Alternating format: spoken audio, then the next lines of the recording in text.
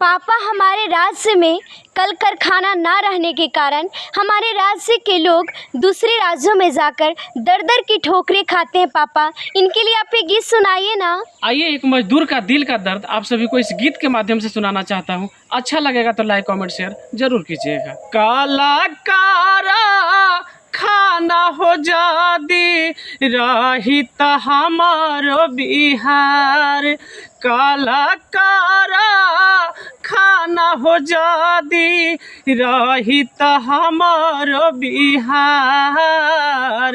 ओही जे कमाईती खैती संघ में रहती सब परिवार, ओही जे कमाईती खैती संघ में रहती सब परिवार। खाइला ठोकर दिल्ली मुंबई गुजरात में, आवेला चुनाव सब फंसावेलन बात में।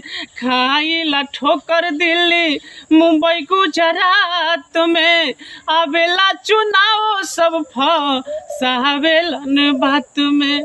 कहियो नामा नाई घरवा परब त्योहार, कहियो नामा नाई घरवा परब त्योहार।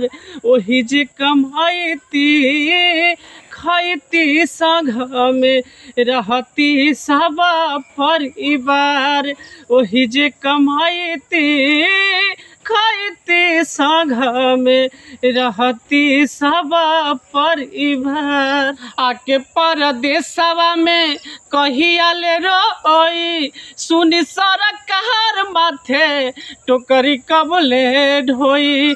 आके परदेसवा में कहिया ले रोई, सुनी सरकार माथे टोकरी कब ले ढोई। हाथे जोड़ी कहतानी अब तकारी विचार, हाथे जोड़ी कहतानी अब तकारी विचार।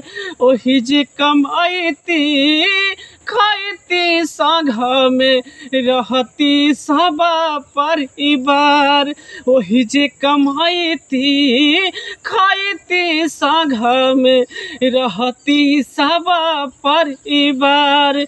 और मेरे पापा इस गीत के माध्यम से ही बताना चाहते हैं कि जो भी हमारे राज्य के मजदूर होते हैं, जो अपने पेट के लिए अपने परिवार से दूर रहते हैं, सरकार से